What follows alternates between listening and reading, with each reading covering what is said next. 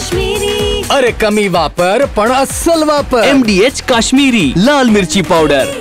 MDH. विरोध असं ठीक आहे. तर कसं आहे, दोन्ही उमेदवार ज्या वेळेला आमच्या आणि ते विरोधात लढतो आम्ही निवडणुकीला, विधानसभेला असेल लोकसभा, त्यावेळेला थोडं बोलणं होतं, काही शब्द वापरले जातात, त्यामुळे आक्षेप निश्चित असतो. पण मला वाटतं शेवटी आम्हालाही पक्ष वाढवायचा आहे, आम्हाला पुन्हा महापालिका ताकदीने लढायची आहे. आमचा उद्दिष्ट ठरलेलं आहे महापालिकेमध्ये, नाशिकचं महापालिकेचं आपल्याला माहिती आहे. आणि म्हणून निश्चित ज्यांना घेतलं ते 3-3, 4-4, 5 वेळा निवडून आलेले आहेत. असं नाही की काही एकदम नवीन आहेत का काय, ते मुरब्बी नेते आहेत, जुने आहेत. काही आपसामधले वादविवाद असतील तर ते मिटवले जातील आणि सगळ्याच ठिकाणी कमी प्रमाणामध्ये असतात. आता आमच्याकडे मंत्री असलेले अनेक जण मागच्या काळामध्ये टीका करत होते, केंद्रीय नेतृत्वावरही बोलत होते, देवेंद्रजीवर बोलत होते. पण आता ते एकरूप झालेले आहेत. आता कळतं नाही जुने कोण नवे कोण, आम्ही इतके एक झालेलो आहोत. आणि म्हणून मला असं वाटतं की आज प्रवेश हा झाला, हा निश्चित भारतीय जनता पक्षाच्या दृष्टीने अतिशय फायद्याचा आहे. याच्यामुळे भारतीय जनता पक्षाची ताकद ही वाढणार आहे, वाढलेली आहे. आणि त्याचा फायदा आपल्याला येणार आहे. जिल्हा परिषद आहेत, महापालिका आहेत, नगरपालिका आहेत, त्यामध्ये दिसेल. प्रदेश अध्यक्ष चंद्रशेखर बावनकुळेंनी सकाळी उल्लेख केला की मला याची माहिती नाही. नाही, खरं आहे, त्यांचं म्हणणं खरं आहे. थोडंसं मिसकम्युनिकेशन झालं. मी काल पुण्याहून सकाळीच आपण बघितलं असेल, मी 3-4 वाजता निघालो, 7-8 वाजता झालो. मग मी खरं म्हणजे मलाही थोडा ताप आलेला होता, त्यामुळे मग मला दुपारी उठायला थोडा उशीरही झाला. त्यामुळे कम्युनिकेशन झालं नाही. मला वाटलं तिथल्या जिल्ह्यातल्या लोकांनी सगळ्यांना निमंत्रण दिले असतील, पण थोडं मिसकम्युनिकेशन झालं. पण काय हरकत नाही, हा आमचा घरचा कार्यक्रम आहे, पक्षातील अंतर्गत बाब आहे. आणि म्हणून त्यांनी सांगितलं की मला अजून तारीख कळालेली नाही. खरं तारीख आज घ्यायची का 2-3 दिवसांनी घ्यायची, या बाबतीमध्ये थोडा संभ्रम होता. पण आज अचानक निर्णय ठरला आणि आजचा हा प्रवेश झालेला आहे. त्यामुळे आमच्यामध्ये कुठेही मतभेद या बाबतीमध्ये नाही. डी गँगच्या संबंधित आरोप थेट बडगुजरांवर होते. विशेष म्हणजे विधानसभेमध्ये पण हा विषय खूप मोठ्या प्रमाणामध्ये गाजला. नितेश राणे आरोप केला. मला वाटतं या बाबतीमध्ये आमचे अध्यक्ष आहेत, त्यांनी या ठिकाणी आपलं मत स्पष्ट सांगितलेलं आहे. त्यामुळे या विषयावर पडदा पडलेला आहे. सगळ्यात जास्त आग्रह होती का गिरीश महाजन साहेबांचा सगळ्यात जास्त आग्रह होता का घेण्यासाठी? माझा आग्रह पक्षवाढीसाठी असतो. पक्ष मोठा कसा होईल यासाठी असतो. पक्षाचा विस्तार कसा होईल यासाठी असतो. माझा वैयक्तिक माझं कोणावर प्रेम नाहीये की याला घ्या त्याला घ्या. आपण बघितलं असेल उत्तर महाराष्ट्रामध्ये जळगाव असेल, एक हाती आमची सत्ता घेतली मी. धुळ्यामध्ये 74 पैकी 51 लोक आम्ही त्या ठिकाणी घेतले. त्यावेळेचे आमचे गोटे अण्णा, त्यांना बाजूला सारून. नाशिकमध्ये कधी नव्हतं, आपण 67-68 जागा 120 पैकी या आपण जिंकलो. यामागचं कारण हेच आहे की आम्ही सगळ्यांना सामावून घेतो, सगळ्यांना सोबत आम्ही काम करतो. आणि म्हणून सगळा हा विजय जो आहे, हे यश जे आहे, हे आपल्या प्रत्यक्षामध्ये दिसतं.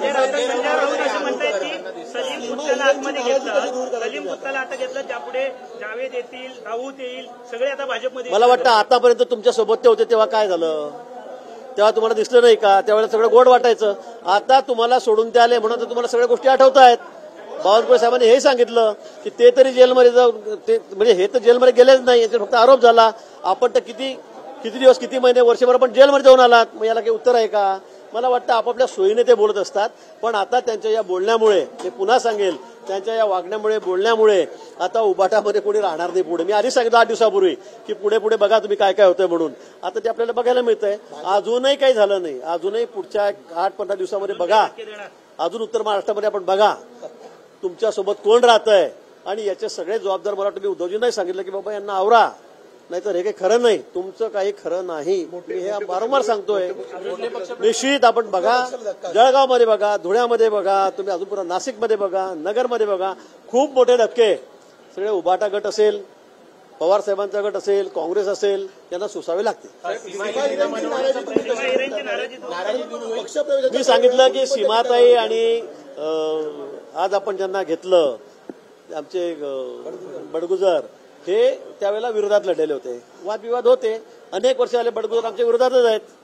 जे 4-4 टर्म त्या ठिकाणी नगरसेवक आहेत 20-20 वर्षापासून. त्यामुळे नेहमी त्यांच्या बोलाचाली व्हायच्या, आपसामध्ये वाद व्हायचे, कार्यकर्त्यांमध्ये कधी कधी टोकाचा संघर्ष व्हायचा आणि म्हणून त्यांचा विरोध होता. पण मी ते सांगितलं की आता आमच्याकडे असणारे लोक अनेक जण हे मागच्या काळामध्ये आमचे विरोधकच होते. जे मंत्री आहेत प्रमुख आता ते पण विरोध होते. पण आम्ही त्यांना पक्षात घेतलं. 5 वर्ष झाले, 10 वर्ष झाले. आता मी सगळे एक झालेलो आहोत. आता तुम्हालाही कळणार नाही की भाजपचे होते का, आधी कुठे पक्षात होते का म्हणून, दुसऱ्या पक्षात होते का म्हणून. म्हणून मला वाटतं हा काळ क्षणिक असतो. थोड्या दिवसामध्ये आम्ही सगळे एकत्रितपणे काम करू आणि त्यावेळेला सगळे एक होतील.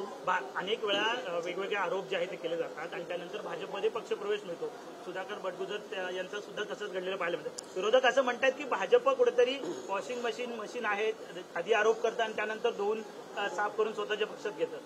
मला आता त्यांच्याबद्दल काय बोला मला हेच कळत नाही. स्वतःच्या स्वार्थाचं असलं की वेगळं बोलतात, आमच्याकडे आलं की वेगळं बोलतात. मला असं वाटत नाही. आता खरं म्हणजे मोदीजींच्या नेतृत्वावर विश्वास ठेवून, देवेंद्रजींच्या नेतृत्वावर विश्वास ठेवून देशामध्ये राज्यामध्ये सगळं चित्र बदललेलं आहे. आता कोणी काँग्रेसकडे राहायला तयार नाही, तो राष्ट्रीय पक्ष असला तरी. आता पवार साहेबांकडे कोणी राहायला तयार नाही. आणि आता खरं म्हणजे उभा तर बिलकुल बँडच वाजलेला मला दिसतोय. ते जेवढं बोलतील तेवढा आमचा फायदा जास्त होणार आहे मला असं वाटतंय. आणि म्हणून आम्ही त्यांना काय ते बोलू, आम्ही त्यांना उत्तर देत नाही, आम्हाला त्यांना उत्तर द्यायचं नाही. आम्ही आमचं उत्तर त्यांना आता कृतीतून देऊ. येणाऱ्या महापालिकेच्या, जिल्हा परिषदेच्या, नगरपालिकेच्या या निवडणुकीमधून आम्ही त्यांना उत्तर देऊ. घोलप यांनी एक आरोप केलेला आहे तो की बडगुजर यांच्या पाठीशी पक्ष नेतृत्व उभं राहिलं नाही. तुमच्यावरती अशाच प्रकारचे आरोप झाले होते, मात्र तुमच्या मागे पक्ष उभा होता. काय हा एकंदरीत पक्ष नेतृत्वातला कमकुवतपणा आहे का, ज्यामुळे लोक सोडून जातात, काँग्रेस भाजपमध्ये येत आहेत? मी तेच सांगतो की यांचं हे कुणाला सगळ्यांना वाऱ्यावर सोडणं, फक्त बडबड करणं एवढं ज्यांचं काम आहे. नंतर कोणाला आतमध्ये घेत नाही, कोणाची विचारपूस करत नाही, कोणाचं सुख दुःख जाणून घेत नाही, कोणीच नाही. आणि त्यामुळे कार्यकर्त्यांना आता कार्यकर्त्यांमध्ये अविश्वासाचं वातावरण तयार झालेलं आहे, भीतीचं वातावरण तयार झालं की बाबा आपल्या मागे कोणी पक्ष नेतृत्व उभं राहत नाही, आपल्याला कधी एका शब्दाने विचारत नाही. आणि म्हणून आता सगळे लोक पक्ष सोडायच्या तयारीमध्ये आहेत. आणि म्हणून भाजपमध्ये मग शिंदे साहेबांकडे, अजितदारांकडे हा ओढा वाढलेला आहे. पण निश्चित मोदीजींच्या नेतृत्वावर विश्वास ठेवून, देवेंद्रजींच्या नेतृत्वावर विश्वास ठेवून आता भाजपमध्ये खूप मोठी भरती, म्हणजे भरती चाली समुद्राला जशी भरती येते तशी भरती आमच्याकडे या ठिकाणी आलेली आहे. आणि निश्चित त्याचा फायदा पक्षाला होणार. MDAचा किचन किंग मसाला किचन मध्ये असला तर आपण काहीही बनवू शकतो. वांग्याचं भरीत, आलू गोबी, भेंडी मसाला आणि भरपूर काही.